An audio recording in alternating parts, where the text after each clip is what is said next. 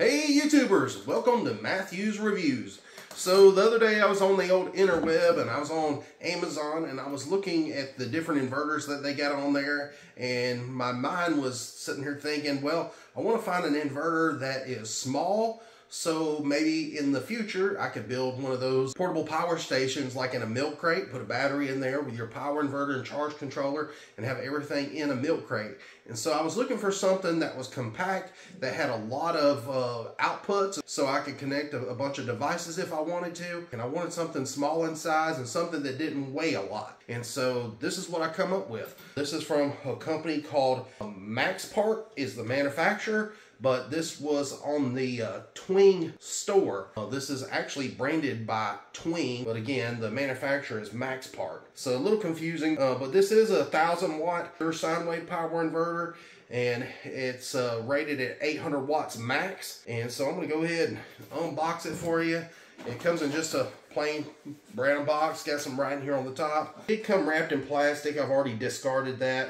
And you can see right here, it comes with your manual. And I've read through it. It's a pretty detailed manual. I wish the print was a little bit bigger because I'm getting old. But anyways, it comes with some extra fuses and all that. And then it comes with some, I believe these are 8-gauge cables with the alligator clips on the end, the little ring terminals on the other end. And then you've got a cigarette lighter plug with your ring terminals on the other end. And I know before anybody says anything, yeah, you can't get 1,000 watts out of this.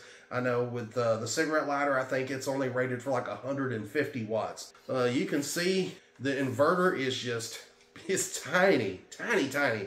This thing weighs under 5 pounds. So I just wanted to give you guys a look at the inverter, and we'll start here on the very top. And like I said, I wanted an inverter that had a lot of outputs where you could plug in a lot of different stuff into it. So I like this right here because you've got a power delivery port. I think it's rated at 30 watts. And then you've got a quick charge 3.0 port right there. And I believe it is rated at 18 watts. And then you've got the 2.4 amp regular USBs. On the other side, you've got a DC in display, so it's going to tell you your battery voltage. And then down here, you've got your AC outlets, and then you've got your on and off switch. And it tells you right down here in the information, it just tells you the input voltage, DC 11 volts to 15 volts. The output voltage is 110, and then the output power is 1,000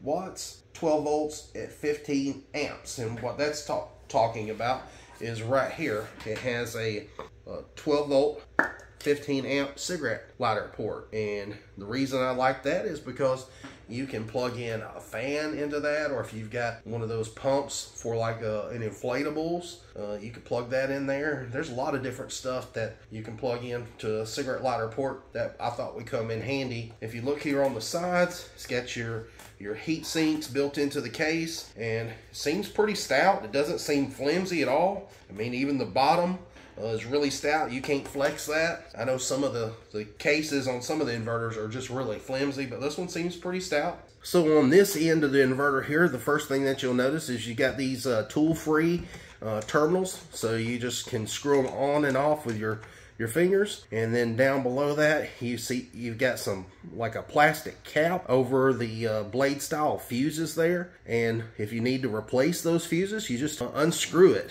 It looks like it uses a Phillips head bit just to unscrew that cap, and you can pull it out and replace it. They do give you 3 of these 50 amp bladed fuses. And then if you're wondering what this little fuse is for, that is for the cigarette lighter plug. If you want to blow the fuse on the inside, you can have a replacement. And then you can see that there's a tiny little fan right in there. The thing looks so cute because it don't even look real because it's so small. But yeah, it is a fan. So I'm not sure if the camera is doing this thing justice or not because it is really small. And so I just wanted to give you guys an accurate measurement in case you're interested in this thing. I'm going to be measuring from the very edge of the mounting surface right there to the edge of the terminal right here. And so it comes out to right at 11 1/4.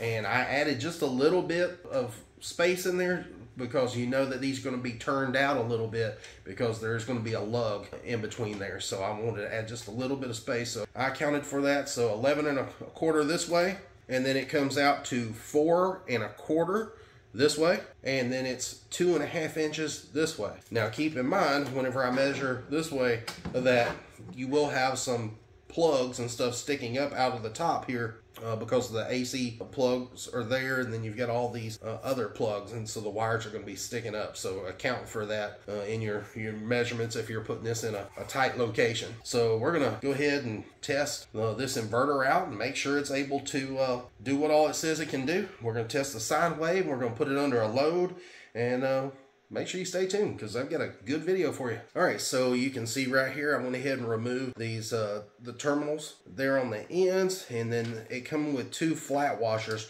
Normally, it comes with a flat washer and a lot washer for each side. This one just comes with just a flat washer. And then also, I wanted to point out that these terminal bolts are 6 millimeter.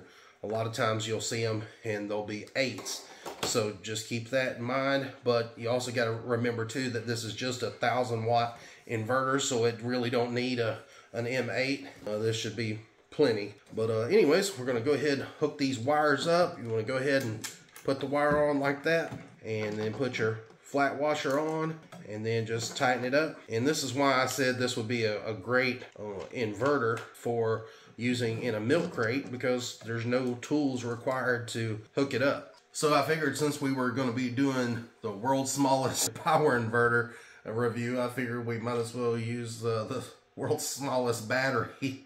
I'm just joking. This here is the new Redodo 100 amp hour mini battery, and it is tiny, and so is this. Like I said, you know, this would be great in a milk crate build if you wanted to do something like that. This would easily fit in a milk crate, both of them. I've measured both, and they'll fit in one of those 12 by 12 milk crates, no problem. And you still have plenty enough room for a charge controller. So watch for that video. I'm sure that'll be coming out soon. But anyways, you can see I've went ahead and got the negative cable hooked up. I'm gonna hook the positive cable, but before I do that, I'm gonna go ahead and touch the positive with this resistor, and then I'm going to touch it to the, well, it turned on. I'm not sure why. I thought it was set to the off position. I guess it got a little bit of power right there and it lights up. Anyways, I guess it's already charged. We're going to go ahead and touch it and get it all nice and connected good there. All right, so you can see right there, I'm testing it with the multimeter, and it says 13.1, and then on the inverter it says 13.2. So it's a little bit off, but it's close. Most of these aren't exactly 100%. So I just got this new PD cable. It's a USB-C cable, and it's capable of reading your wattage. And right there it says that it's got 19 watts charging this Z Fold 2. And when I first plugged it in, it jumped up to about 22. And so I just wanted to show you guys that. If you're interested in this, this is from SlimQ. I'll put a link down in the description if you're interested in this cable. So I've got this cable plugged into the quick charge 3.0 port. I'm going to plug it into the phone here. And you can see that it says right here at the bottom, fast charging. So that part works. Let's jump it over to the other USB. It works. And all of the plugs here on the top, they all work. So that's a good sign. So next we're going to test this cigarette lighter port here at the end. It's got a nice cap that fits over there, and it fits in there pretty snug. I'm going to go ahead and plug this in. You can see right there, you got power to the fan. If you look over here on the watt meter, it says that on the AC side, it's putting out 114.2 volts at 60 hertz. You can see whenever I turn this off, it actually turns the AC side off, but you'll notice that right here, the display still remains on, even though the inverter is set to off. So there is going to be a little bit of an amp draw when it's not in use. So there, I wish that they would have made it to where when you turn it off, it turns the whole thing down and there's no voltage reading right here. I don't know why you would want to see that, you know, all the time. I mean, if that's something that you want to monitor, that's great. But you know, if I was going to keep this all hooked up, I would definitely take and wire in like a battery disconnect switch here on one of the wires, so it cuts all the power off to the inverter, so this thing is not drawing a little bit of power from the battery at all time, just for the LED screen there.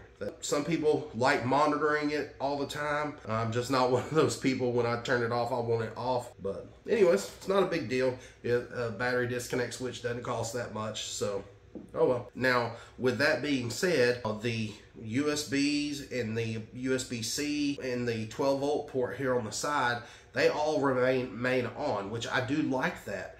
So, you know, the inverter can be turned off and all these ports still work. And you guys can see that I went ahead and probed this outlet here. And I've got it probed on this side and clipped on this side, and you can see that it's a pure sine wave. There is a little bit of distortion right there in the middle, but it's nothing to be alarmed at. And we're gonna go ahead and plug something in there and test the sine wave with a load on it. So it is pretty clean with no load, so let's test it with a load. So I've got this hair dryer. I'm gonna go ahead and plug it in here. This thing puts out somewhere around 800 and something watts, but I've not tested it yet, so we're gonna test it together. I'm gonna set it on high, and then I'm gonna set it in the floor so it won't be so loud for you guys. Right now it shows that it's putting out 639.1 watts. And the inverter fan doesn't seem like it's kicked on. I think it has to be up to a certain temperature, I think like 113 degrees or something, before it kicks on. But it's not even warm at all. It's still cold. So that's why it's not kicked on. It hasn't experienced enough load yet. But you can see right there, it's still nice clean sine wave. There, like I said, there is a little bit of distortion there around the middle, but it's still nice and clean. Oh, the fan just kicked on. I heard it. It's real small, but you can hear it. I'm going to turn the hair dryer off so you can hear the fan.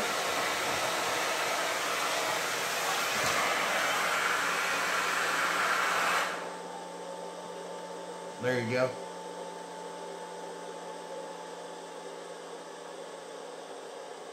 It's not really loud at all. And the inverter is just now warm, so. And the fan blows out that way. It blows out the air going out that way. Now the fan just turned off, so we're gonna kick this back up. And I guess we need to add some more things to this to kick that wattage up a little bit higher. All right, so now we're gonna really put this thing under a load. And this thing here ended up testing about 700 watts, just under 700 watts. And then I ended up bringing this portable power station in here, and it has a 90 watt charging brick. It usually charges about 84, 85 watts. You don't see usually the whole 90 out of it, and you can see it here on the display once it gets turned on. And then I have these 3 VT powered USB lights, and they're good for camping. And that's one reason why I like this power inverter, because it has all these plugs on the top. And so you can plug all this stuff into it. And then it's got the cigarette lighter port at the end, so you can plug a fan into it. So I'm gonna go through here, and I'm gonna turn all this stuff on. Plus, I've got a cell phone charging right there off the PD power delivery port. And so you've got a cell phone, a hair dryer, 3 light bulbs, a power station, a fan, and that's a lot. Now you will notice that I did switch out that smaller Redodo battery because I didn't have enough charge on it. I just got it in the mail and I haven't charged it up. I was doing a lot of testing off camera, so I went back to the big 200 amp hour Redodo battery because I know it has more of a charge. So we're going to go ahead and do some testing on it right now and just really push this thing and see if we can get it close to that 1,000 watt mark. They say that it's 800 running watts and 1,000 peak watts. So let's see if we can really push it. So again, this is 700. I'll try to read it off. I've got 2 watt meters plugged in here, and then This one here, we need to plug in this power station to, so we can charge it. So I'm gonna plug this power station in now and go ahead and get it charging. It's at 30 watts, 40 watts, 53, 71, 87, 85, 86. And that's usually where it'll stay, is about 86, 87 watts. Like I said, it's a 90 watt charging brick. And this one here, once I turn it on, it'll be right at 700, just under 700. So according to the kilowatt meter here, it says that this thing's using 103.9, I'm sorry, 95.1 watts. I had it on volts. It says it's using 98.4 watts. This one here reads 643.8 watts. And I'm gonna go ahead and turn the fan on. It's running. The phone right here and the 3 lights. And you can see, I mean that's pretty good. I mean, to be able to run all of this, and this still is at 97.9 watts. This is still at 640 watts. And these use about 5 watts each. And I would say this is probably around, I'm guessing 10 watts, 10, 15. So I don't hear any noises. The fan did kick on.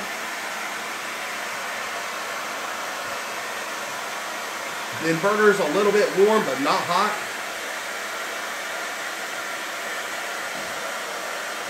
And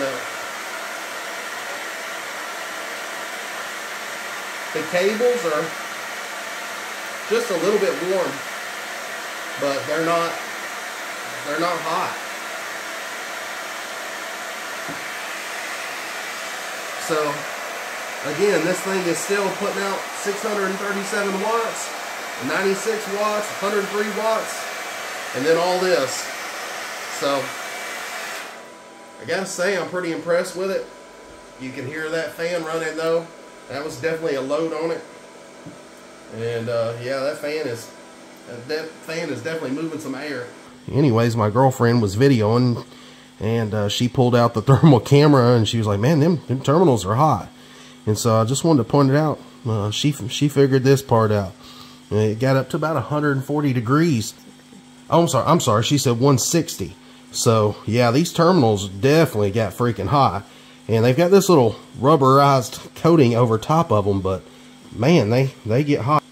So if there was one thing that I would definitely recommend that the company upgrade, is definitely these terminals. They do get really hot when you put a 1,000 watt load on this inverter. So one thing I wanted to point out that I noticed while I was plugging in my girlfriend's phone here is, you know, I was testing the wattage to see how much I could get out of it. Now earlier I was able to get about 22 watts, but now I'm only getting about 4 or 5 watts, and this is the Z Fold 2, and this phone will charge up to 25 watts with a wire. But like I said, I'm only getting like 4 or 5 watts right now. But a lot of times whenever I move this USB-C cable around, that it makes this light bulb right here flicker. So, oh yeah, you seen when I unplugged it, it made the bulb flicker. Let me move it up here. Now watch it not do it. But yeah, it's reading 5 watts. Oh, yep, you seen that? So yeah, there's something going on between that PD port and that USB port right here. I guess when they move a little bit, because you know, on these USB-C wires, some of these are really thick, like this one here. So it's kind of loose, you know, that wire's thick, so it kind of moves it, and there's a little bit of play in it. So, you know, maybe I shouldn't use a wire so thick.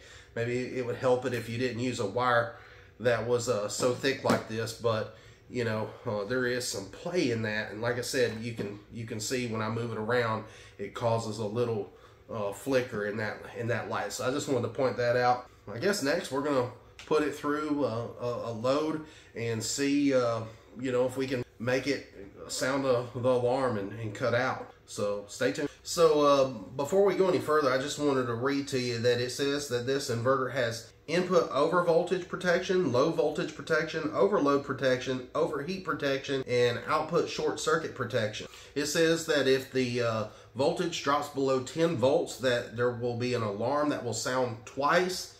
And then if there's over voltage, over 15 volts, the alarm will sound 3 times.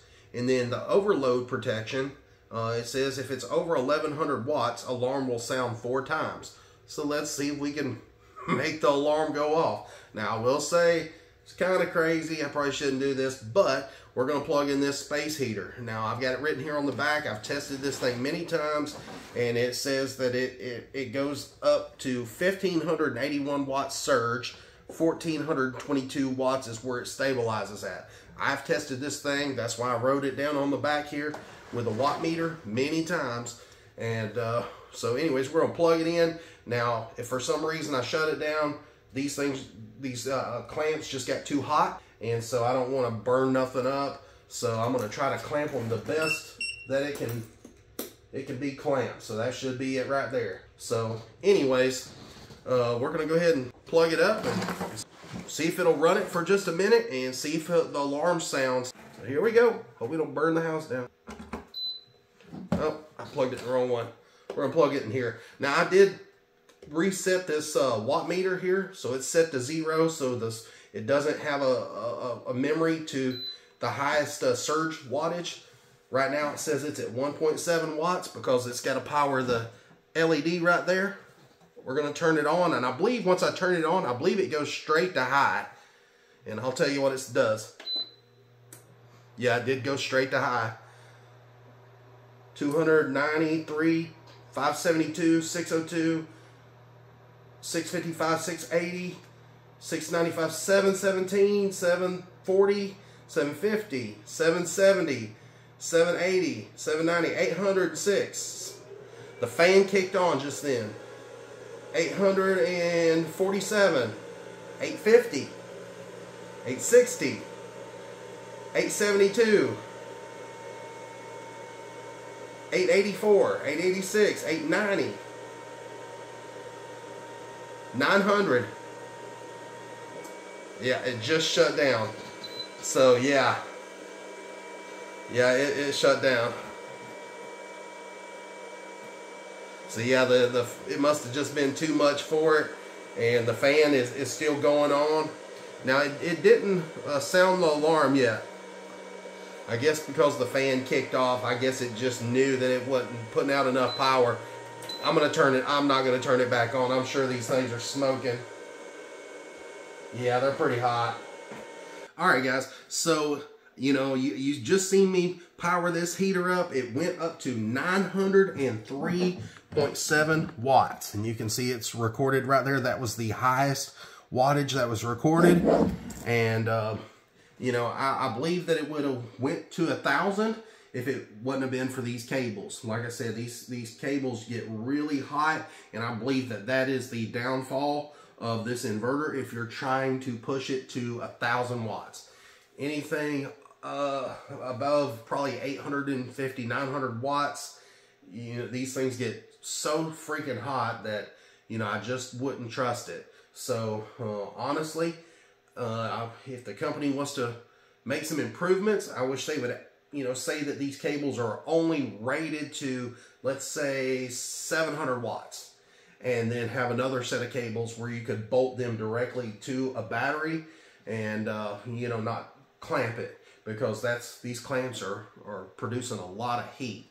And so now, I'm not saying that this is not going to work, because yes, if you're out in the, you know, using this as camping and you want to hook this to like a battery very quick, then yes, these are fast and easy. But if you're planning on pushing the inverter to its maximum potential, I would not do it with these clamps here. I would definitely upgrade the wiring. So anyways, I think this is a really nice inverter. It didn't get very hot, and I like that. The fan was pretty quiet, so I like the fact that, you know, the PD ports and the USB ports and the 12 volt port here on the end, it all stays on whether the inverter's on or off. So that is cool. Now some of you might like that the DC display stays on all the time, whether it's the inverter is on or off. And like I said, you know, if you're not using none of the ports to charge a device, you could add a battery disconnect right in here and turn the whole unit off. But if you're using it to charge devices and not running the AC, just keep it set to off, and you could monitor your battery level just by looking right there. The display is not 100% accurate, but most of these displays on most of the inverters are not 100% accurate. And so anyways, gotta say I'm pretty impressed with the inverter. I mean, the size of this thing it's just unreal. So if you're looking for an inverter that is small, I don't think you'll find one that's any smaller than this. If you're looking for one that has all these little ports, you know, I don't think you'll be able to find one. I haven't been able to find one that's this size that puts out 1,000 watts. That's pure sine wave. If you guys know of one, put it down in the description down below, and I'll try to get it, review it. But anyways, this is the MAXPART 1,000 watt power inverter. And anyways, I appreciate you guys watching my video. If you're interested, I'll put some links below. I've got these resistors, you know, for hooking up your battery. I've got this watt meter here, and then if you want to upgrade your wiring, I definitely recommend using the New Concepts wiring. You know, be a good solution. But anyways, appreciate you guys watching. Make sure you like and subscribe to my channel, and I hope this video was informative to you. And till next time, see ya.